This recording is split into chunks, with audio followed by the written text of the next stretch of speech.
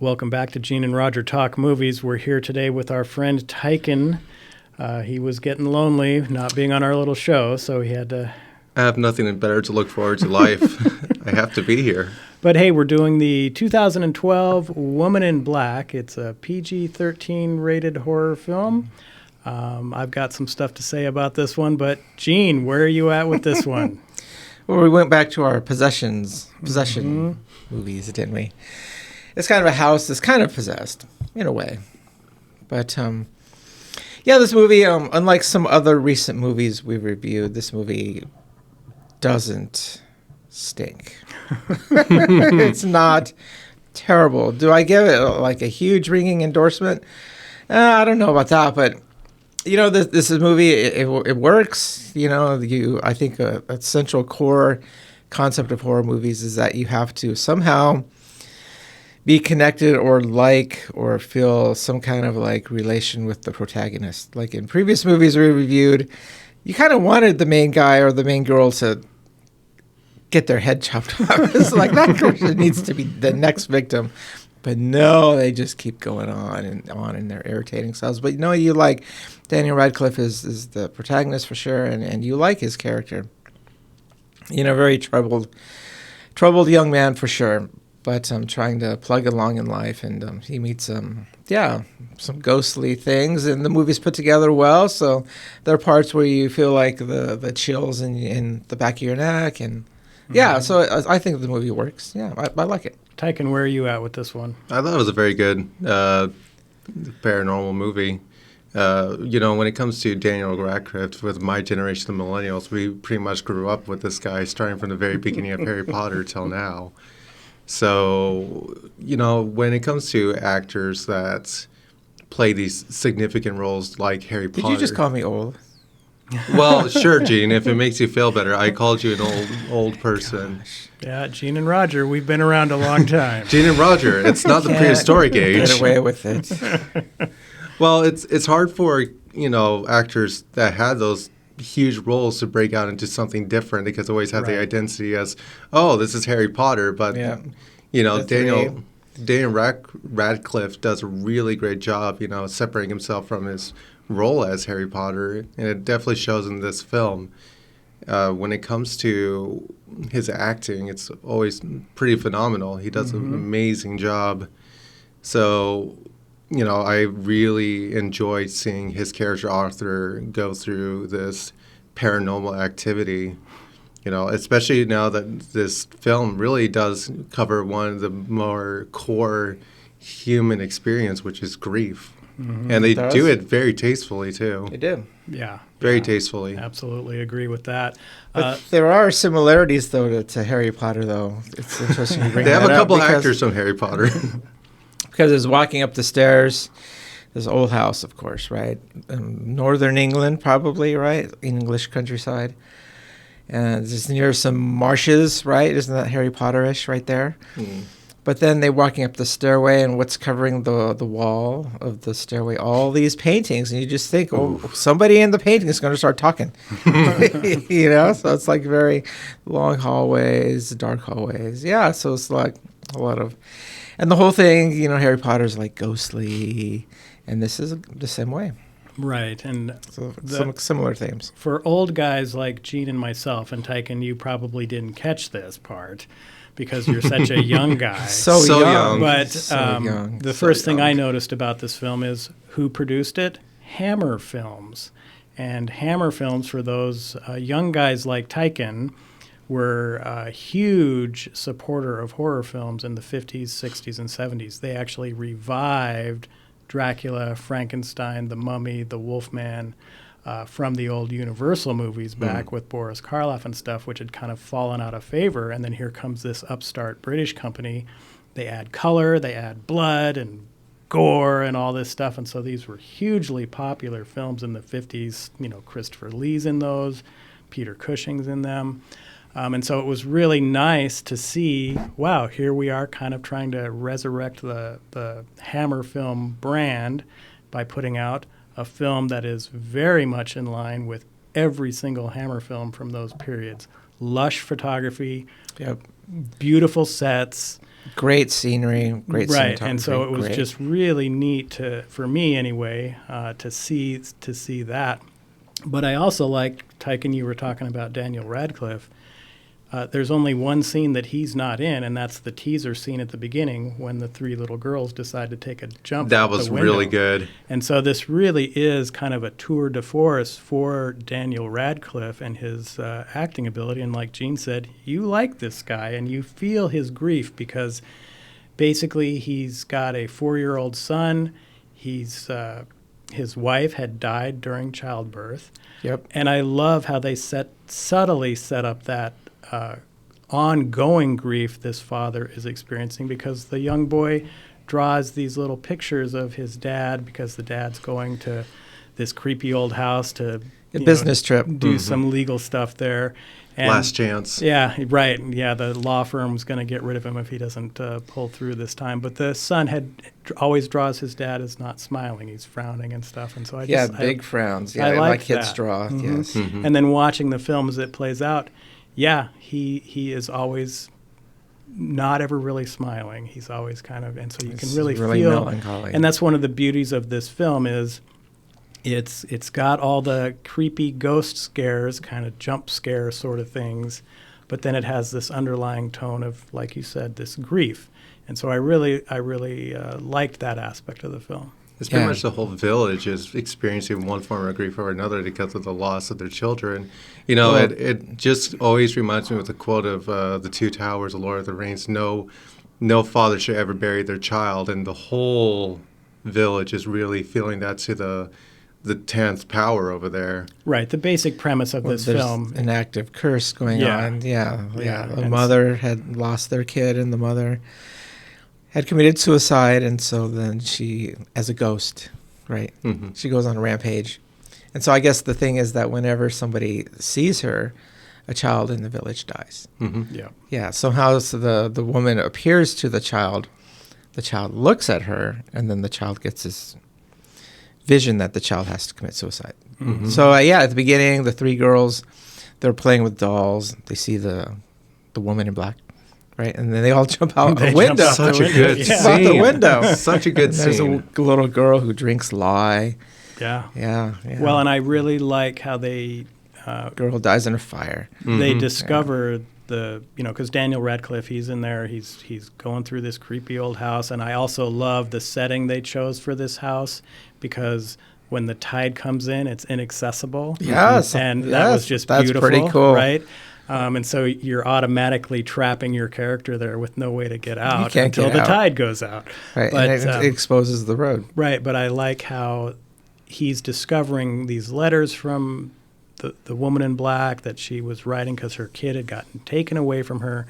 And did you notice how the letters initially start out where they're legible, and they slowly degenerate more and more as her madness is taking her over? Well, she was already not even sane to begin with. I mean, there was a case that she was unfit to be a mother, and that's why the father separated the woman in black from the son, because she was unstable. So as the time progresses, she becomes more and more unhinged because she's away from the one thing she wants to be with, which is the son, until ultimately the son and the whole family dies. Right. So it's a big part. Right, and I just like how they give you a really nice backstory to the woman in black character. And I also like how standard horror movie 101, right? This reminded me of the original Dracula with Bela Lugosi, when everyone in town knows what's going on and nobody bothers to ever tell Daniel Radcliffe, right? Nobody tells him. Until it's like way too late. And also, nobody's doing anything. Right. It's a discovery movie. It's like at the beginning, Daniel Radcliffe doesn't know anything, and as an audience, we don't know anything. So as the movie, and I like this, as the movie progresses, we are along with the protagonist, discovering what's going on with him. So that kind of makes us more connected with that guy. But I appreciate him because even though through his grief, but it has been a long time, but he takes very proactive measures to try to resolve this curse. Because I think part of it, he wants to save his job. And part of it, I think, is just his nature. It's his very methodical nature. So I think he's trying to break out of his malaise. by trying to solve this curse. Right, and that's the other neat thing about this film is nothing seems unbelievable as far as his character goes. At no point is there some random weird thing that's out of character for him. Right. And again, it's Daniel Radcliffe basically on screen 99% of the time in this movie, so he's carrying it. He does. But the script and the overall plot is really inviting. You want to find out what's going on here. Yep. And then when they throw later in the film, they up the stakes where, well, you saw the woman in black, she's going to get your child now. Mm-hmm. And so it even ramps it up even more near the 3/4 mark of the film or whatever. And so that was a bustling last act of the film, too. It's like that was like the last 30 minutes. Mm-hmm. And then you had to wrap it up in a nice bow. And usually when it's 30 minutes until the end of the movie, it's either that it's going to be a complete bust and it's going to go terrible, it's going to dewind. Oh, you're talking about Amityville Horror, maybe? Again? Well, exactly. Where nothing happens. Or it does really well. And this is one of the cases that they did it very well. The last 30 minutes, it's pretty shocking. Usually directors and writers, they mess it up really hard. Mm-hmm. Yeah, getting the rising tension and getting the climax, and then the falling action is pretty tough. The crescendo. Well, and actually the falling action of this particular film, I think, is beautiful. So is. Yep. And I like, because throughout the film, Daniel Radcliffe dreams or maybe sees visions of his deceased wife. She, of course, is in white, which I thought was great. Every scene she's in white. Right. And then you have this opposite of that, the woman in black. And so nice little touches done to this film. It's like the director and screenwriters, they took great care to tell this story in a subtle but easily accessible manner. Right, and even you've got to think that maybe Daniel Radcliffe his memories are not entirely accurate. Right. Because, do people dress in the same color all the time? No. Right. So in his mind, he's putting her as a saint, white. I like to believe that that's actually the wife's spirit. I like to believe that's the case. Oh, no, it definitely is. Yeah, and so Daniel Radcliffe's imagination playing an effect. Well, but I think, jumping all the way to the very end, and massive spoilers happening right now. Oh, we talk about the movie. 3, 2, 1. When his character is killed at the end, along with his child, is that a happy ending or a sad ending? Happy in my book, because he's finally reunited with his wife, and that's the one thing. I mean, at the end of the day, if you look at the very beginning of the scene, he tried to cut his throat with his own razor. At least that's how I interpret the very beginning scene with Daniel Radcliffe. Yeah, I didn't interpret it that way. But he did seem to have some kind of object to his throat. Yeah. Almost they didn't dwell on it very long, but it was there. To me, I feel like it was him wanting to end it, but knowing that he has a son with him, he can't do it. And he has to wait, even though he is not wanting to wait to be reunited with his wife. I don't know. It's when it comes to the subject of grief again, you can see that you had to go through all the 5 stages, right? To me, I feel like especially towards the end of the movie, Daniel kind of goes to the acceptance phase of my wife is dead, now it's time for me to take care of my son. And if you compare it to the woman in black, her spirit lingers because she can never accept the fact that her son's dead, even though Daniel Radcliffe gives back, her son. It's that grief is a really powerful thing. And if you can't process it right, it does terrible things.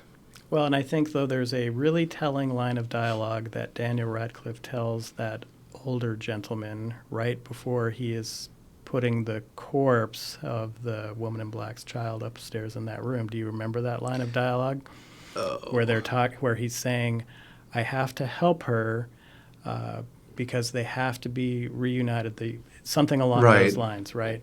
But was he talking about the woman in black, or was he talking about himself? There's these lost souls floating around that must be reunited, and then at the end of the film, he is reunited with the entirety of his family, right? I would say both. The son and him, and then his wife, and they walk off into the shadows.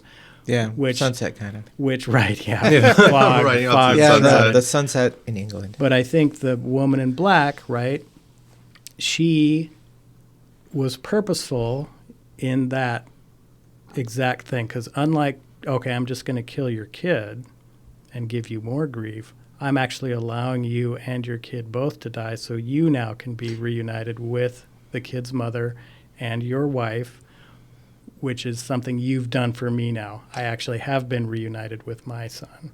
Interesting. I didn't think of it as a personal act of mercy on the woman in black's I do, because part. of the way he acted towards her, where That's he interesting. uncovered the mystery, got that child out of that bog, and then was smart enough to go, no, I have to reunite her. He had determined that that room up there was where the reuniting could take place. Yeah, with the rocking rocking chair. The little creepy toys and all that. So Really? creepy. It's so creepy. Yeah, I just love these 1920s era styled movies where, yeah, the children's toys, for whatever reason, always have to be creepy. It's right? so unbelievably dolls, creepy. yeah.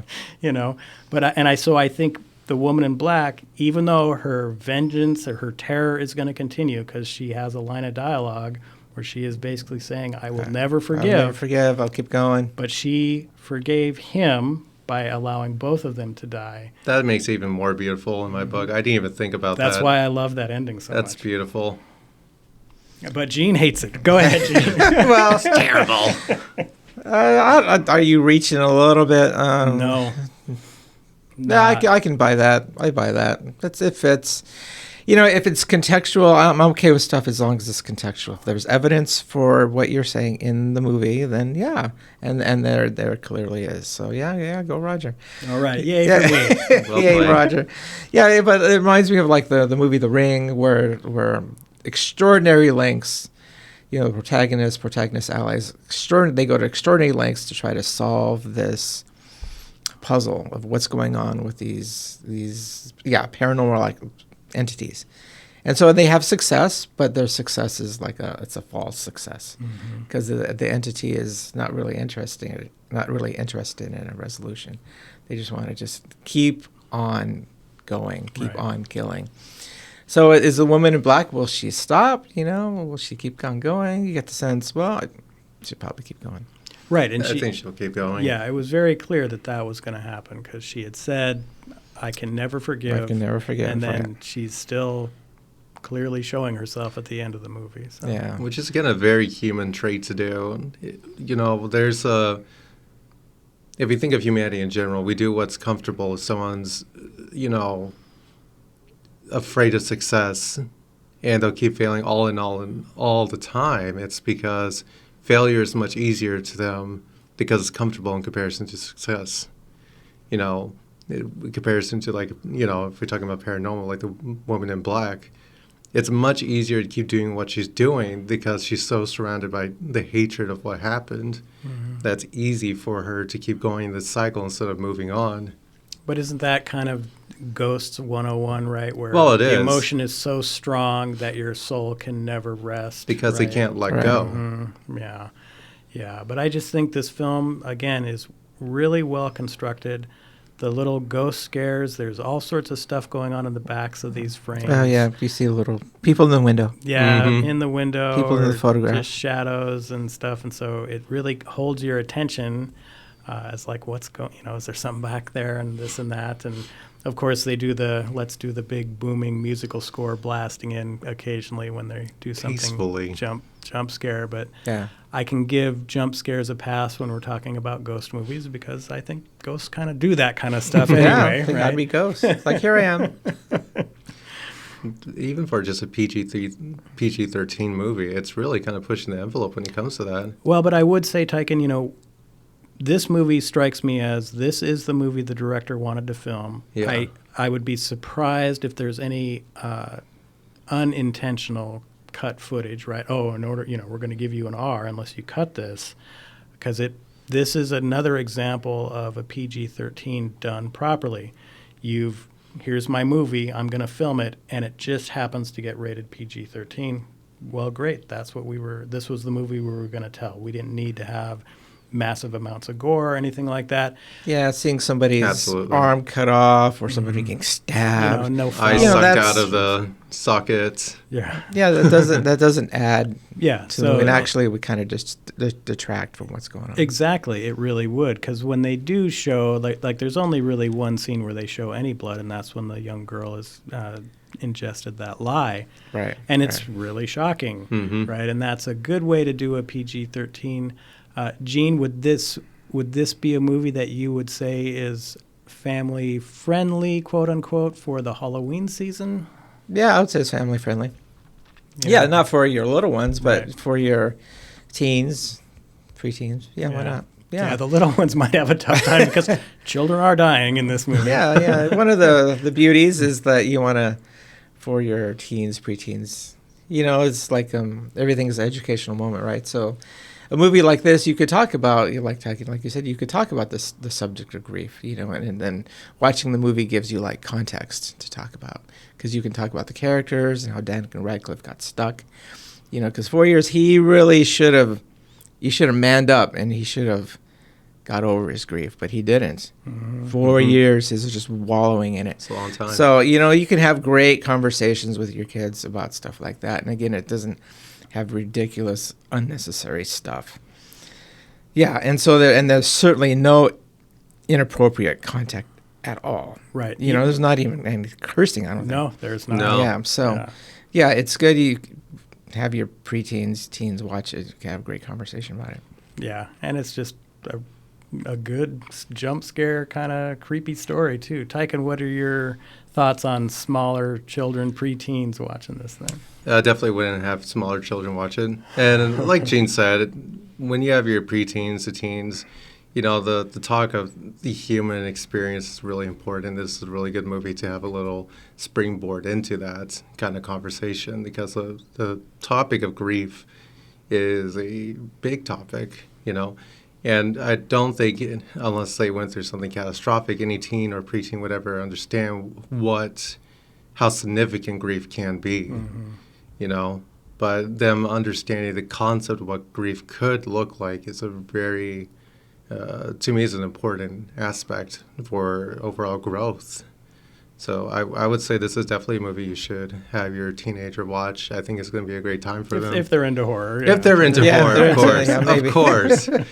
So I do need to point out, though, and Gene will remember this when I talked about it during the Prey episode that we did. About 40 minutes in, there's a dog that shows up. He's a really cool dog. I was thinking about that dog. The dog disappears. Where did the dog go? Is the dog dead? Yeah, I don't know about the dog. Right? But I didn't even think about did I that. miss something? Luckily, the dog does not die, because you see them when they're driving back. Once the tide goes out, the dog is in the back seat. Oh, okay, I so missed that. once But the again, it's a dog movie. lives. You see a dog, you automatically assume something horrible is going to happen to the dog. The dog makes it out. So if you've got problems with that, this one does you a solid and doesn't kill the dog. Gene, any final thoughts on Woman in Black? It's good. Watch it. It's great. I don't know. It always, when I see like Daniel Radcliffe, or Emma Watson, Rupert Grint, I always like those movies where those three guys are rolling. It always brings up the topic of like, this is not talking about the movie anymore, but I think we talked about it enough. Which one was like the most successful of post? Ooh, that's hard. Potter. Well, I think I would say Emma. Daniel. I've got to say Emma. Yeah. But Rupert Grint, he's been in some cool stuff, so yeah. And then Daniel Radcliffe too has been. Interesting Some- projects. Yeah. He Interesting. Yeah, it did seems Swiss like Army Man and all sorts. yeah, which I didn't like really. No. But it seems like they're had such success with Harry Potter, they can like pick their roles. They're not like Nicolas Cage, who's like does everything, which he can, but. It's like they pick and choose their roles, because they can. It's like if a script comes to them, it's like, I don't want to do that. Well, and I think one of the benefits for at least Emma Watson and Daniel Radcliffe is you didn't get locked into typecasting, because they have done significantly different roles from the Harry Potter universe, and sometimes that you don't get that opportunity because No, you we don't. just see you as Right. Harry Potter or Hermione or whatever. And Right. we don't, I would say like William Shatner kind of fell into that where Yep. you're pretty much just Captain Kirk. Yeah, buddy. he is always like That's the it. head It's cop. like Elijah Woods. A lot of people like to refer to, even in the movies, they make little Easter eggs that Elijah Woods was Right. Frodo. Yeah. of So course. Right. But Tykan, any final thoughts on Woman in Black? I thought it was a great film. Of all the films I've reviewed so far, I would say this is probably one of my favorite films. It's tasteful. It definitely speaks to the human experience, and it's not over the top, which I'm kind of used to watching over the top stuff by now. So it's actually a nice change of pace. No, that's good. Yeah, I think it's just a really quality film that harkens back to when Hammer Films was at its peak. Just well produced, good sets, good acting, good scares, good story, everything else. Well worth your time. Gene, what the heck are we doing next week? You haven't planned this out, have we? No, we're that's how we roll, right? The fact that we did Woman in Black this week is a surprise, right? Yeah. Who knows what we're gonna do? Yeah, maybe we can, since we brought up the topic of those three, Rupert, Emma, maybe we could find a horror movie that they're in. Well, Swiss Army Man. Let me think. Yeah, we're not. That's not horror. That's doing that one. We're not doing that one. Yeah. It's not horror. But didn't we have Rupert Kent in a horror movie that we did on this show? He just had a... He was in like just a cameo part of it. He just did an M. Night Shyamalan movie, that Knock on the Oh, Cabin. that's it. That's Oh, right. yeah. It's like, and I saw that Yeah, movie, and yeah. it's like, It's just no dude, good. That's Yeah, just that like, movie come isn't on. very good. Yeah. So bad. Yeah, I'd have to dig a little bit because Emma Watson, has she even been in anything that's a horror I can't movie? even think of anything that I know. Emma Watson's been that's horror. They should try to get her for the next Scream movie or something. Scream, Emma versus Jenna Ortega. Yeah, I have a feeling Emma would probably say no to that unless they backed up a Yeah, we might truckload have of to do money. research on that, yeah. But, well, we could unearth some movies of big-time actors that started out in some schlocky horror film. Well, there are tons of them. Uh-huh. Oh, Yeah. is this you're going to do Halloween finally? Are you going to... No, we did Oh, Halloween. you did Halloween? Yeah, we haven't done that. Was it Leprechaun? With Oh, see, that Oh, we with should no. tell Jennifer that. Aniston, right? Jennifer Aniston. which Yeah. I've not seen. The Oh. Leprechaun. Leprechaun is... do you like that movie, Tykan? It's ooh. I love that movie. Oh, Well, I Roger, love that you movie. liked The Blob Part 2, and I hated that piece of shit. I enjoyed listening to the review that of The movie. Blob. Yeah, no, The Blob You made was me great. curse again. I know. I try not to think. Let's never speak of that film again, apparently. Side. But no, Leprechaun is great, right? Tykan, do you remember why Leprechaun is so great? Because I tried to No, forget you're talking it. about no. You can't talk about they the treat no. him. They treat him like a real leprechaun, so he's got to shine shoes all the time, and so they're throwing their shoes at him because he has to stop and shine them, and then they're being pursued again, and they're like, throw another shoe, and they're freaking out because they're all out of shoes. It's a beautiful movie. Oh my gosh. All right, well, I guess we're doing that one. I know what you Okay. did last summer. That's Yeah, another good one. something is going to happen next week. It probably will not be Leprechaun, but maybe it will be. We'll find out. Yeah, who knows? Tykan, thanks Well, for joining I us do again. Five Yes. Nights with Freddy. My kid loved that video game when he was a kid. And I'm they actually made a looking movie. forward to Right, that one. they I think did. it comes out soon. Well, and it's funny that you mentioned that because there's also that Nicolas Cage I've been wanting to watch that movie, one. which is called, I can't remember the dang name of it right now, but his car breaks down and he has to spend the night in order to fix the car. He doesn't have any money, and so this guy says, "Oh, if you go fix up my old Chuck E. Cheese style thing with all these animatronics in there, if you go in there and clean that up for me, I'll just fix your alternator for free or whatever." Well, it turns out all these animatronics are just these demon-possessed things. But the great thing about that movie, and gosh, I wish I could remember that title. Is this a new movie or did it It's come out? relatively new, but it's Nicolas Cage has no lines of dialogue in the film, and he's basically in every scene. It is beautiful. We'll see.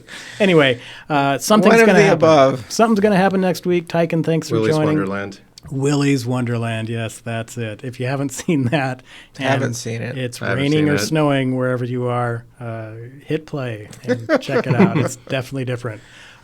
We got to get out. We will check you next week with something. Something. Bye-bye. Bye.